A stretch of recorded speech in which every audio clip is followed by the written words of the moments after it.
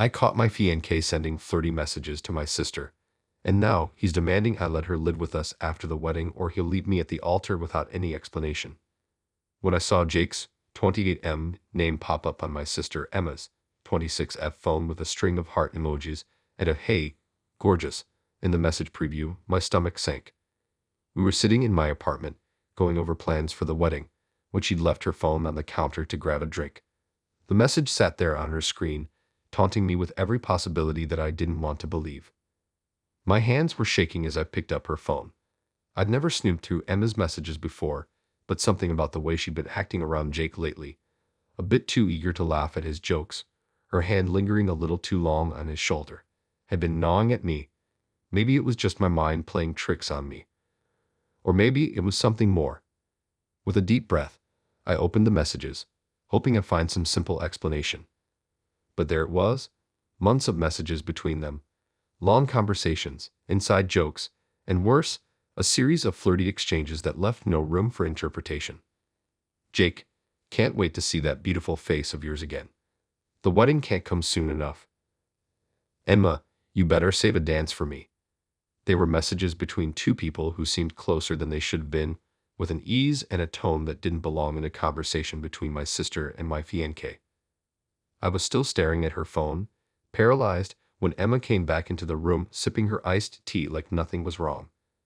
I must have looked shocked because she frowned and set her glass down, eyeing me cautiously. "What are you doing with my phone?" she asked, the edge in her voice impossible to miss. I swallowed, barely able to find my voice. "Emma, what is going on between you and Jake?" She froze, and for a split second, her face registered pure shock. But it was gone as quickly as it had appeared, replaced by a defensive expression. "What are you talking about?" she asked, feigning confusion as she snatched her phone out of my hand. "Don't play dumb," I said, the hurt and anger finally spilling out. "I saw the messages. The flirting, the inside jokes. Everything. Why are you texting my fiancé like this? Are you two? Is there something going on between you?" She rolled her eyes, her expression shifting to irritation. "Oh, come on, Lily 27F. It's just harmless fun. We were only joking around. You're being dramatic." "Dramatic?" I echoed, my voice shaking. "You're my sister, Emma, and he's my fiancé. Do you have any idea how this makes me feel?" She sighed, crossing her arms and looking away. "Look, Lily, you're overthinking this. Jake and I just get along.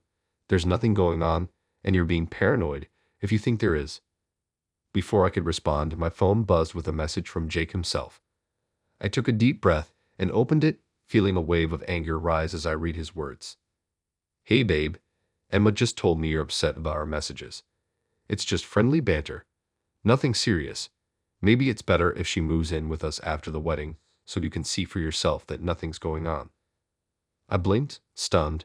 Not only had he flipped it around on me, but he was demanding that my sister move in with us after the wedding. My heart pounded with frustration. I'd barely had time to process what I'd just seen, and now he was acting like I was the one in the wrong. When I called him, I was ready for a fight. "Jake," I said, keeping my voice as calm as possible. "What's this about you wanting Emma to move in with us? Are you serious?" He let out an exasperated sigh. "Lily, don't start. You're blowing this whole thing out of proportion. Emma's family. She's your sister, and she needs a place to stay, especially since her lease is ending soon. I thought you'd want to help her out." I was stunned at how easily he brushed it off, as though it were nothing. "You were the one calling her gorgeous and telling her how you couldn't wait to see her," I said, my voice trembling with disbelief. "How was that nothing serious?" "Look," he said, his tone suddenly firm. "Either you let Emma move in with us, or I don't see how we can go through with this wedding. I don't want to start our marriage with you doubting me, and this is the easiest way to prove I'm not hiding anything. It's your choice." The ultimatum hit me like a punch to the gut. I'd thought Jake would deny it, maybe even apologize. But instead, he turned it around on me, making it sound like I was the problem. "I can't believe you're putting this on me," I said, struggling to keep the hurt out of my voice. "You're the one who crossed the line, and now you're giving me an ultimatum." He scoffed. "Lily, you're acting irrational. Either you trust me or you don't. And if you don't, maybe this whole wedding is a bad idea." With that, he hung up, leaving me standing there in stunned silence. After that call with Jake, I felt like my world had spun completely off its axis. I couldn't think straight, couldn't wrap my head around the fact that he had somehow turned his flirting with my sister into my problem. I'd been expecting apologies, explanations, maybe a plea for forgiveness. But instead, he'd given me an ultimatum that left me feeling more confused than ever. That night, I didn't sleep. My mind raced as I replayed every interaction between Jake and Emma over the past few months, analyzing every glance, every smile, every joke that had seemed just a little too familiar. The more I thought about it, the more I realized how subtle yet consistent it had all been, little moments I'd brushed off, thinking I was overreacting. The next day, I called my best friend Maya, 28F, for a much-needed reality check.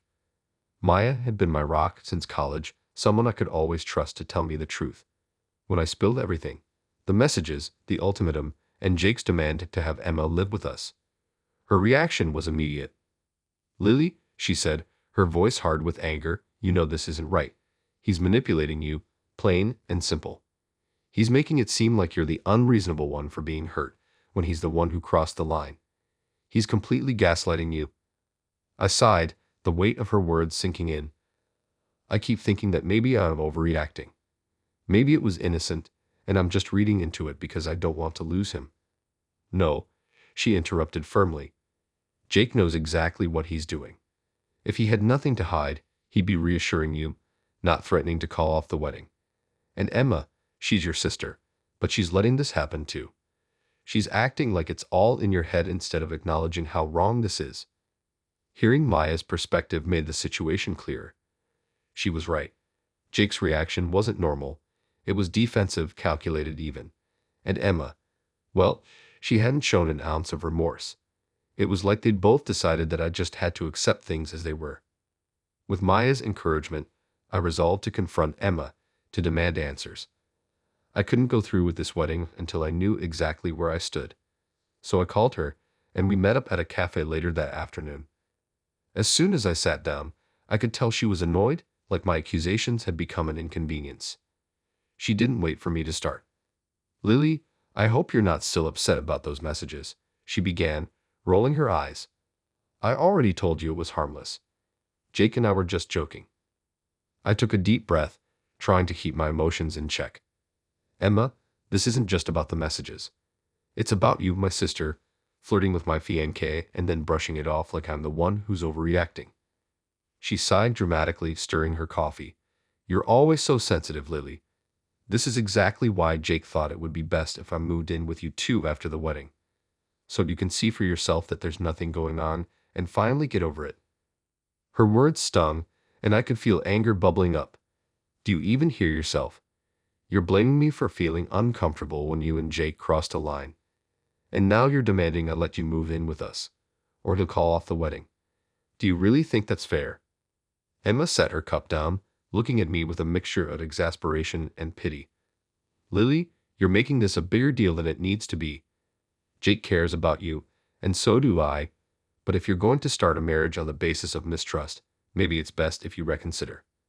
My heart sank as she echoed Jake's words almost verbatim. "So that's it? You two are really willing to go this far just to keep me from setting boundaries?" Emma shrugged, her gaze unyielding. "It's not about boundaries, Lily. It's about you getting over this jealousy thing. If you can't trust him, that's on you. Maybe you're just not ready for marriage." Her words hit me hard. Here I was, sitting across from my own sister, and she was acting like I was somehow the villain for having standards, for wanting honesty. But instead of backing down, she was doubling down, making it clear that they both expected me to conform or lose everything I've been building toward. "You know what, Emma?" I said, my voice surprisingly steady. "Maybe you're right. Maybe I need to reconsider things. But it's not me who's untrustworthy here. It's both of you." She scoffed, clearly unfazed. "Fine. Go ahead and reconsider. Just don't be surprised when you realize that you're the one losing out." The coldness in her voice sealed my decision. I stood up, leaving my coffee untouched, and walked out, not looking back. When I got home, I felt a strange mixture of relief and sadness. The confrontation with Emma had confirmed my worst fears, but it had also set me free from the illusions I've been holding on to. Jake and Emma weren't just betraying me, they were united in making me question my own sanity, my own worth. That evening, I sat alone in my apartment, staring at the wedding invitations that had just arrived in the mail. They were beautiful, delicate cards embossed with our names, a representation of the future I'd once dreamed of. And now, all I could feel was a deep sense of betrayal and loss. As I held the invitation in my hands, I realized something important. I didn't want to be with someone who would manipulate me into silence, who would turn my own sister into an accomplice. I didn't want a marriage built on ultimatums and doubt. With a clarity I hadn't felt in weeks, I picked up my phone and dialed Jake's number. He answered on the first ring, his tone impatient. "What now, Lily?" he asked, as though I were a nuisance he'd been forced to deal with. I took a steadying breath, my voice calm and resolute. "Jake, I've thought it over. I can't do this. I'm not marrying you." There was a pause, and I could almost picture the surprise on his face. "Lily, don't be ridiculous. We're days away from the wedding. You're really going to throw everything away over a misunderstanding?" I felt a surge of strength as I replied. "This isn't a misunderstanding. It's about respect. You crossed a line with Emma, and instead of apologizing, you turned it around on me. You and Emma made me doubt myself, and I refuse to start a marriage that way." He scoffed, his tone turning cold. "So that's it? You're just walking away?" "Yes, Jake, I am. And I hope one day you'll understand why." I hung up, feeling an unexpected sense of peace settle over me. I knew it wouldn't be easy. I'd have to cancel the wedding, tell friends and family, and endure the fallout. But in that moment, I felt free. Free from manipulation, from doubt, from a relationship that was built on anything but honesty. As I sat in the quiet of my apartment, I realized that choosing myself, my peace, and my self-respect was worth more than any wedding day could ever be. The next morning, I woke up with a strange sense of calm, like a weight had been lifted from my chest. The decision was final. I was done with Jake, and I would no longer be part of this twisted triangle with him and Emma. But now came the difficult part, telling everyone else and unraveling the web of wedding plans that had taken months to arrange. As I sipped my coffee, mentally preparing myself to make those dreaded phone calls, my phone buzzed with a text. It was Emma. "Emma, so I guess you're really going through with this." Can't say I didn't see it coming. Her complete lack of remorse sent a new wave of frustration through me, but I was determined not to let her bait me. I took a deep breath and typed out a quick response. "Me? Yes, I am. I deserve someone who respects me and a sister who doesn't manipulate me. So thank you for helping me see that." A few minutes later, her reply popped up. "Emma, wow, dramatic much. You're throwing away a good relationship because you can't handle a little harmless flirting. Don't come crying to me when you realize how hard it is to find someone like Jake." I set my phone down, rolling my eyes at her blatant deflection. There was no point arguing with her. It was clear she convinced herself that she was in the right, but I wasn't interested in convincing her otherwise. This wasn't about winning an argument. It was about taking back control of my own life. Later that morning, I finally called my parents. My mom answered, and I could hear the excitement in her voice, likely assuming I was calling to confirm some last-minute wedding detail. "Mom," I began, my voice steady, "I need you to sit down for this. The wedding's off." The silence on her end was deafening. After a few seconds, she stammered, "Dudley, what do you mean, it's off?" "Lily, honey, what happened?" I took a deep breath, ready to explain. "Mom, I found out Jake has been sending inappropriate messages to Emma. When I confronted them, they both brushed it off and made it seem like I was the one being unreasonable. And when I told Jake I wasn't okay with it, he gave me an ultimatum. Either I let her move in with us after the wedding, or he'd leave me at the altar." "Oh, my goodness," she whispered, sounding horrified. "Lily, I had no idea. Why didn't you tell me sooner?" "Because I wasn't sure how to handle it at first. I didn't want to believe it, but I can't ignore it anymore. I deserve better than someone who would treat me like that, especially with my own sister." She took a shaky breath, and I could hear the sadness in her voice. "Oh, sweetheart, I'm so sorry. I can't believe Emma would. I don't even know what to say."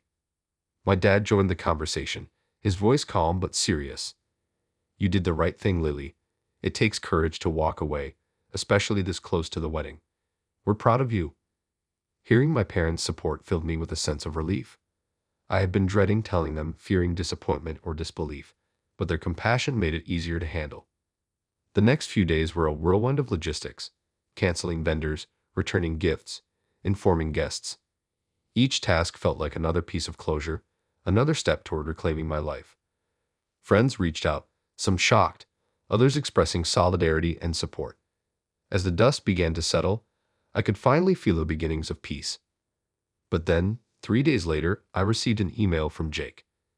It was long and wordy, full of excuses and half-hearted attempts at taking responsibility. Jake's email.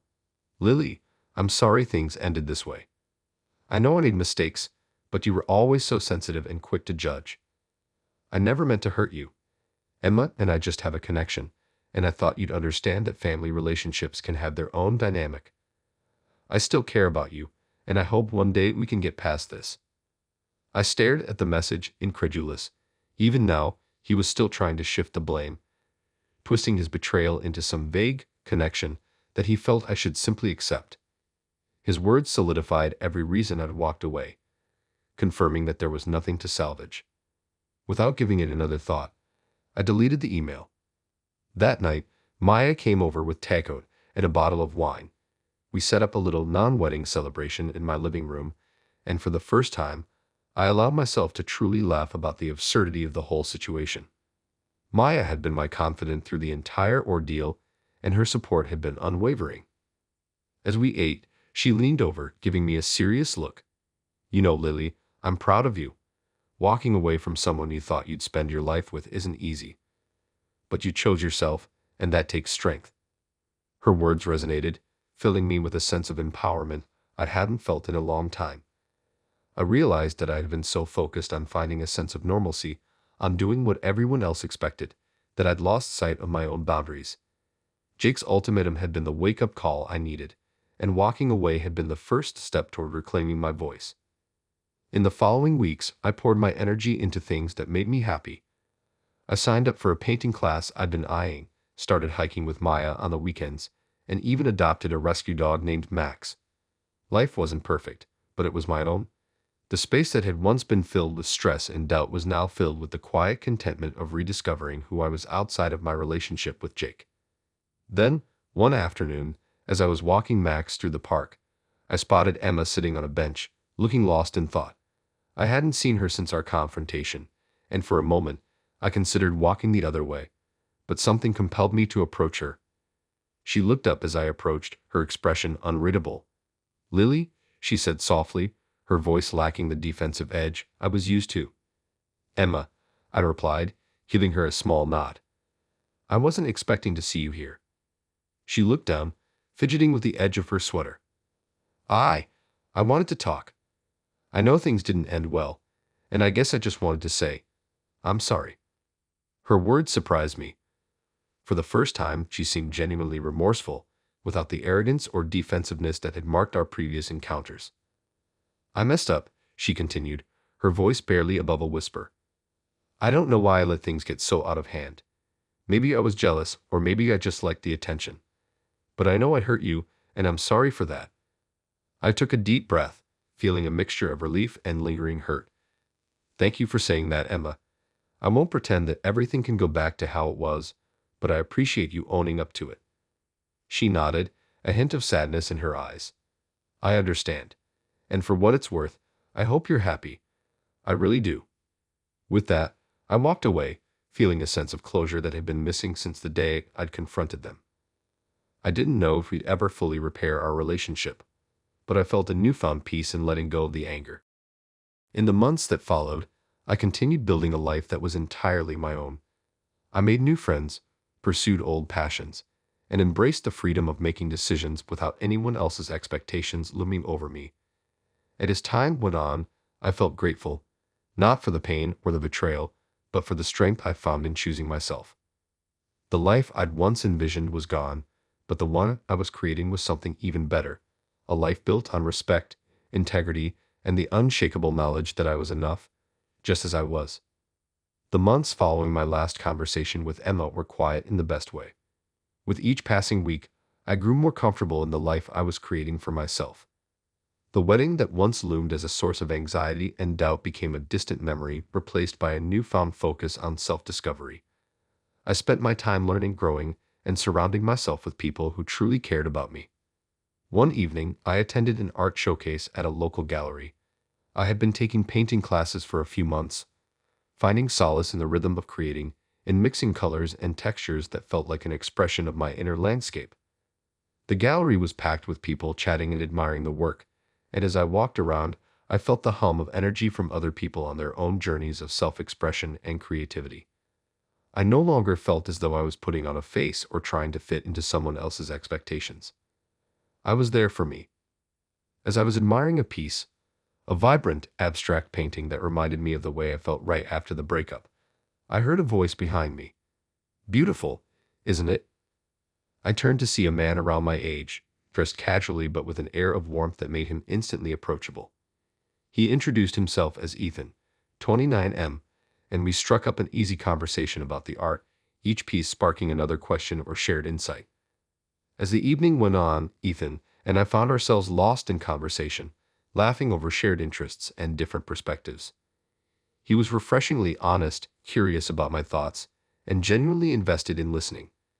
There was no pretense, no undertone of expectation, just a connection based on respect and shared understanding. By the end of the evening, he asked if I'd like to get coffee sometime.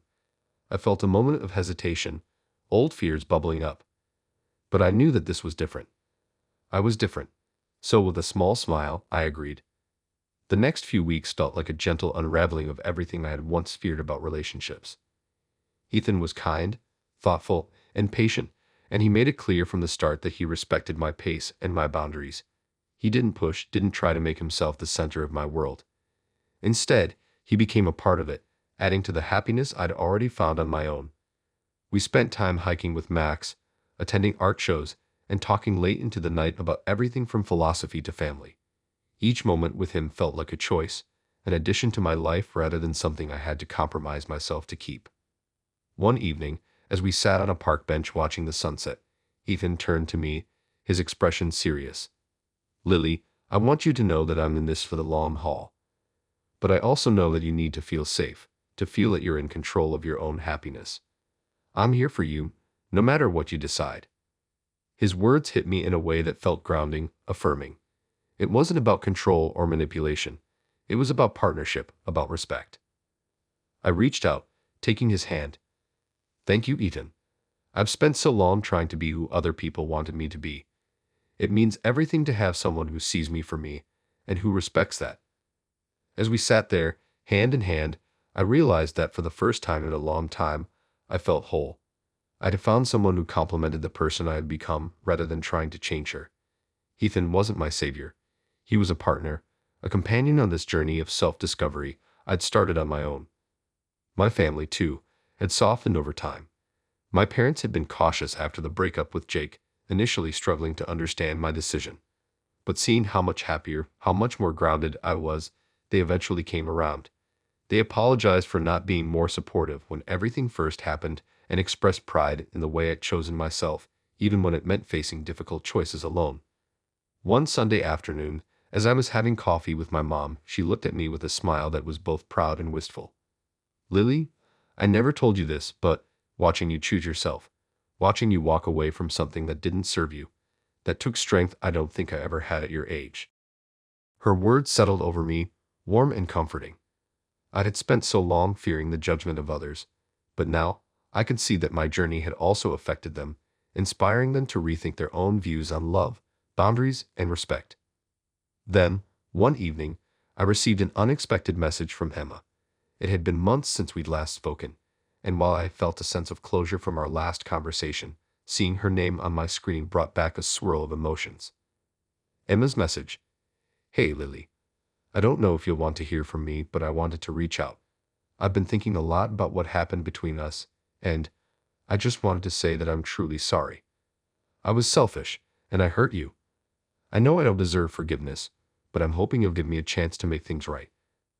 I read her message several times, the words sinking in slowly. Emma's apology felt different this time. It wasn't defensive or dismissive. It felt raw, genuine. I could sense her regret, her desire to make amends. The next day, we met at a small cafe near my apartment. As she sat across from me, I could see how much she'd changed since the last time we spoke. Her face was somber, her shoulders slouched as though weighed down by guilt. "Lily," she began, her voice trembling, "I don't expect you to forgive me. I know what I did was unforgivable. I was jealous, and I didn't respect your boundaries. I don't know why I let things go so far. I guess I just want you to know that I'm truly, deeply sorry." I looked at her, my heart softened by the sincerity in her eyes. "Emma, I appreciate you saying that. You hurt me, and I won't pretend it didn't change things between us. But I think I can forgive you. Not because it makes what you did okay, but because holding on to this resentment isn't what I want for my life." Tears welled up in her eyes, and she nodded, swallowing hard. "Thank you, Lily. I don't deserve your forgiveness, but I'll do whatever it takes to earn back your trust, even if it takes a long time." As we talked, I felt a gentle sense of closure settle over me. Forgiveness wasn't easy, and it didn't erase the past, but it allowed me to let go of the bitterness I'd been holding on to. Emma's apology didn't undo the hurt, but it was a step toward healing for both of us. In the months that followed, I continued to build my life with intention, filling it with moments that brought me joy and purpose. Ethan and I grew closer, sharing dreams and hopes without ever compromising our individuality. And slowly, Emma and I began to rebuild our relationship, not as it once was, but as something new, one built on honesty and respect. Looking back, I could see how much I had changed, how far I had come. I had walked away from people and situations that didn't serve me, choosing instead to honor myself and my values. My life wasn't perfect, but it was mine, a life I had built on a foundation of respect, love, and unbreakable resilience. And as I moved forward, I carried with me the knowledge that I was enough, that I had always been enough, and that the journey of self-discovery was one I would continue to walk with pride, peace, and joy. In the months that followed my conversation with Emma, I continued building a life that was genuinely fulfilling and uniquely my own.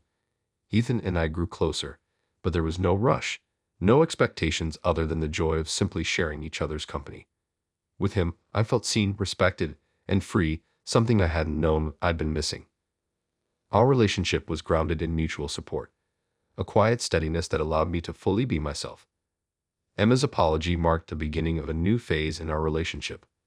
Although the bond we'd once shared as sisters wasn't entirely restored, we had found a way to move forward with a sense of understanding and forgiveness. Slowly, she began to show up in my life with sincerity and consistency, rebuilding trust one conversation at a time. It took time, but I could see she was making an effort to grow, and over time, I found myself letting her back into my life in a real way. One Sunday afternoon, Emma invited me over to her place for coffee. We chatted about small things, our jobs, mutual friends, and there was a warmth between us that hadn't been there for years. At one point, she paused, looking at me with genuine appreciation. "Lily," she said softly, "I don't think I've told you this, but seeing you go through all this, and the way you've come out on the other side, it's honestly inspiring. I used to think strength meant always having control, always keeping things perfect. But watching you choose your own happiness, even when it meant losing so much, that's real strength. I'm sorry for not seeing that sooner." Her words stayed with me long after that afternoon. I realized that what I had considered a painful, isolating journey had, in a strange way, not only helped me but also inspired others, including Emma, to rethink their own lives and choices. In my pursuit of self-respect, I had learned how deeply our choices affect others, even if we don't realize it at the time. Meanwhile, my relationship with my parents had taken on a new depth. They had finally accepted my decision, and in their own way, they began to understand the power of choosing oneself over expectations. My mother had once lived her life by carefully constructed ideals, and while she didn't always understand my choices, she respected them. I could tell that my journey had made her reflect on her own life in ways she hadn't before. One evening, as we sat around the dinner table, she reached across, squeezing my hand. "Lily," she said, her voice filled with pride, "I know this isn't the path we thought you'd take, but I want you to know how proud I am of the woman you've become. You taught me something I didn't realize I needed to learn. How to live for yourself." Her words brought tears to my eyes. I had spent so much of my life trying to be what everyone else wanted, only to find that, in choosing my own path, I had created connections that were more authentic, more honest, and more meaningful than I could have imagined. As time went on, I threw myself into the things that brought me joy. I spent weekends hiking with Ethan and Max, exploring new trails, and reveling in the freedom that came with each step. I poured myself into my art classes, finding a kind of peace in the colors and textures I created on canvas. My life was finally full, not because of a relationship or an image I was trying to uphold, but because I had filled it with people and pursuits that made me feel whole. One evening, after a day spent painting, I returned home to find Ethan waiting for me on my doorstep. He was holding a small, gift-wrapped box and wore a nervous but excited smile. "Ethan, what's this?" I asked, laughing as I took the box. He shrugged, his eyes warm. "Just a little something. I figured it was time to celebrate everything you've accomplished. You've come a long way." I opened the box to find a small, delicate charm in the shape of a phoenix, a symbol of resilience and rebirth. My heart swelled, realizing he had seen my journey for what it truly was, a transformation, a rising from the ashes of what had once held me back. "Thank you, Ethan," I whispered, touched beyond words.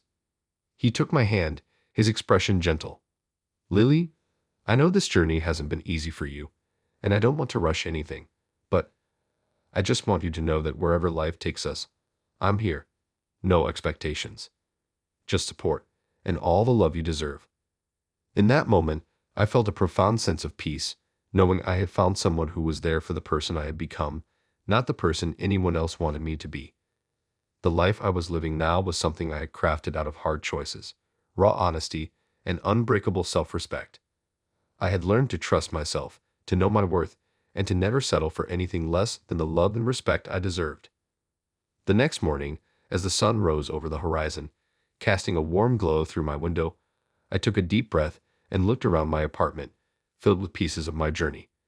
Paintings lined the walls, a hiking map rested on the table, and Max lay curled up at the foot of my bed. It was my own sanctuary, a testament to everything I had built for myself. And in that quiet morning light, I felt a surge of gratitude. For the pain, the lessons, and most of all, for the woman I had become. I had created a life grounded in truth and love.